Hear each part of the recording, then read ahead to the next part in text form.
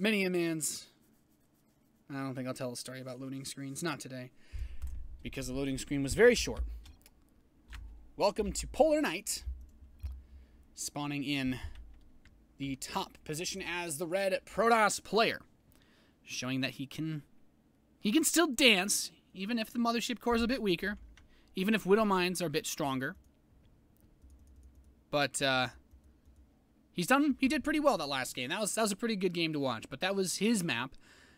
And can our red Protoss player continue his comeback? Can he tie the score up? From Team Root Gaming, it is Minigun.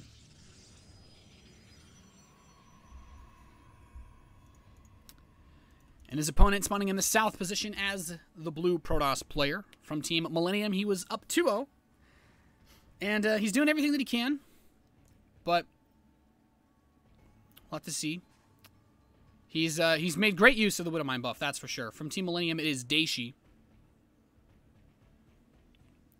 But seriously, though, Dayshi is doing a really good job, I think, of showing us what the Widow Mines are capable of. And it's really up to Chad. I actually feel like at this point in the show match, it's up to Chad Jones to show us how the hell to deal with Widow Mines. Because they are very strong versus the Zealot openers. And we've already seen the Mothership Core make it necessary for Minigun to scout his main base, to have, base awareness, I guess is one way to call it. So this has been pretty good. I'm actually, sometimes you look at StarCraft games and you think to yourself, well, hey, as a viewer, this is boring, or, why aren't there any Terran players? But I think even as just as a commentator, it's kind of cool to see the potential here for this patch. Even if they don't add the full damage to Widow Mines, I feel like just a little bit of shield buffs, maybe even half of what they proposed, would add enough damage that this actually looks pretty good. And I hope you guys feel the same way I do. I actually really like the way this has been going. Maybe don't nerf the Mothership Core vision range as much.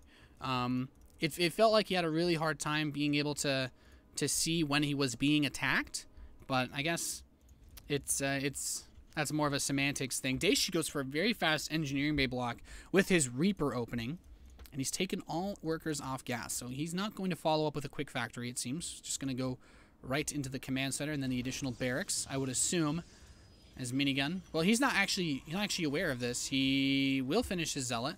So he's not necessarily worried. He has a Mothership Core on the way as well. And he might even get a quick Stalker. Yeah, he's actually doing a Zealot Mothership Core Stalker rush of sorts.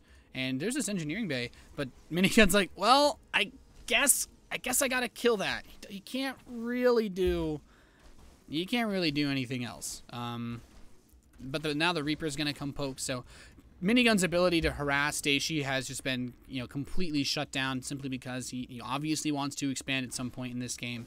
And he needs to kill that engineering bay for that to be possible. So the Reaper is just jumping around, being really annoying for Dayshi. And Minigun, it's actually really funny that the Mothership Core has a harder time actually seeing the Reaper. And the SCV, just dancing around here, does get picked off. But it's really funny to think that the Mothership Core can't actually see the Reaper quite as well as it used to. He has to move around to see that Reaper if he wants to pick it off.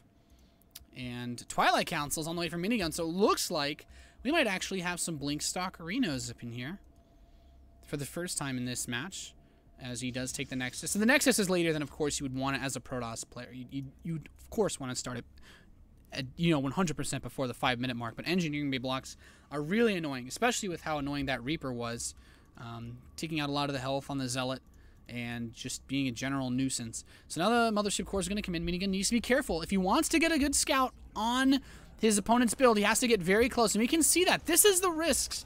This is the risk associated with a lower Mothership Core vision range. The Reaper gets in. He sees the Twilight Council. But because the Reaper sees the Twilight, if Minigun wants to scout his opponent, it's like, yeah, you have a reactor barracks, but what if you had a factory behind that? If he wants to move the Mothership Core in, he exposes himself to a risk of being picked off if he's not careful with it.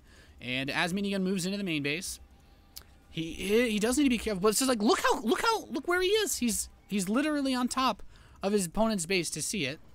It feels comical, but it moves 5 times faster than an Overlord, and I've seen those things escape. But Zealot Mothership Core Zealot and Stalker are here. I don't think he can really pressure the front. He has a second Stalker out, but there's a bunker done for Dayshi. There's no way he can attack him. Blink is on the way. Dayshi's going to build a bunker in his main base just in case. but his Stim Tech Lab is pretty far behind. And I don't necessarily, I mean, it's not like the research is behind, just the positioning of it is far away from this ramp. It's very unlikely to get picked off were Minigun to blink into the main base. And one tell if Minigun is going to truly commit to this as an all-in is whether or not he takes gas in his natural.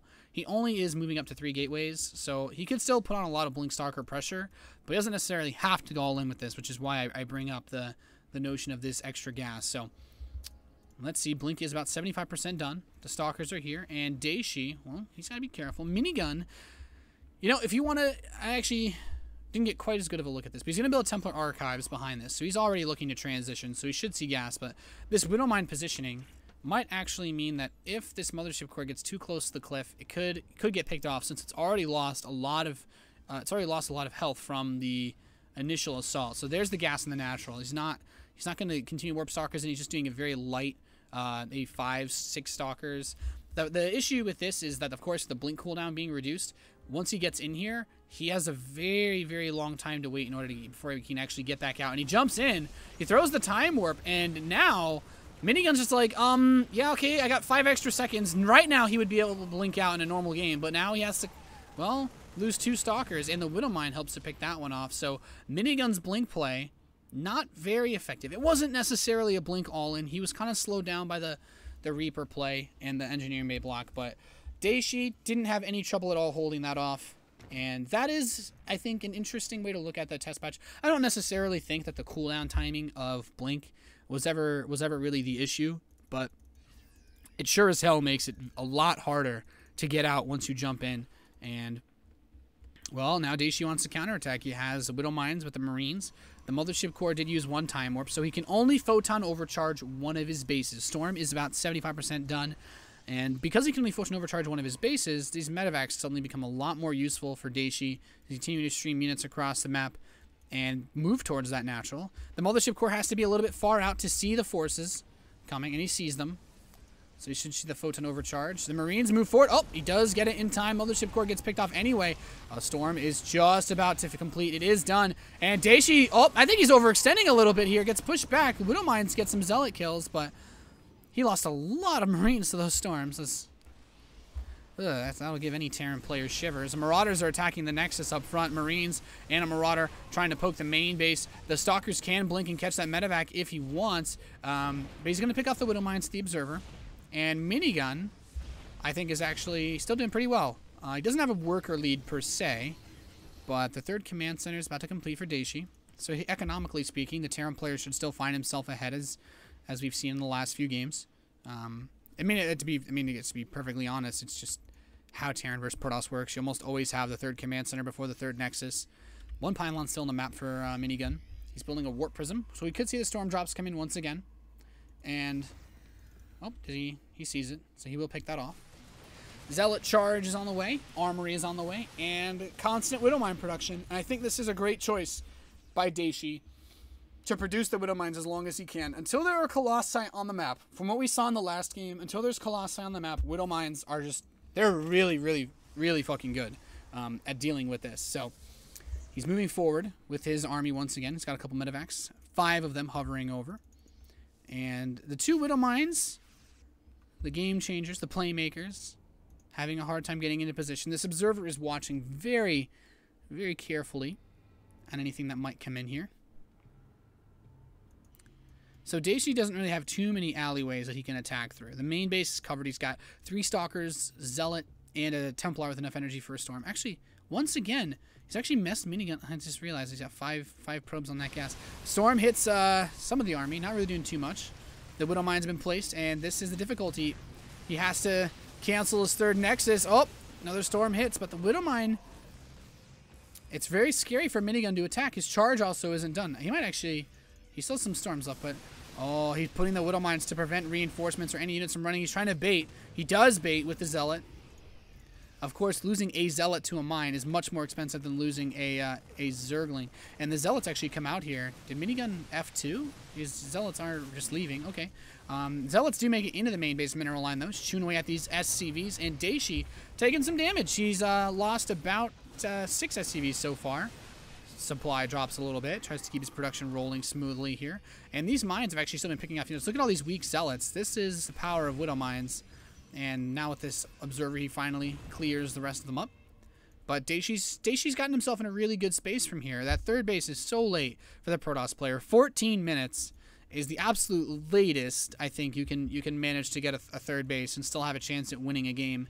So, oh, just catches the army. Dayshi not looking at his forces for a second. Does get stormed. The force field's not exactly on point. Burrows the Widow Mines. The Zealots trying to chase, and he's going to catch those retreating Zealots. It's so much harder to get away with the Zealots when those Widow Mines just pop you right off at the end. He scans. He's looking for the observer, and now he says, okay, well, you're not here. I am going for a trip uptown. And, well, oh my god, did he get spotted? The Stalkers, I think he's, no, maybe, no, oh, he's warping him in. Here comes the drop, though. The Templar in the main will throw down its Storm, but there, I mean, he's used the way that he dropped it. Everything was naturally split very well. Widow Mines are going to burrow to catch these Zealots. This is the cool uses of the Widow Mine in this situation, picking off these units. At the same time, he's got the Widow Mines up front, attacking this third base, doing everything he can. The Marauders, the Stalkers getting obliterated here, and Dayshi, man, Dayshi is really showing us, I feel, why you either have to open Colossus and be very weak against SCV pulls, or Widow Mines can't get this much of a buff. This has been a pretty rough match for Minigun. Every map except Alterzim. Even Alterzim was really difficult. GG Dayshi takes another win, and he is now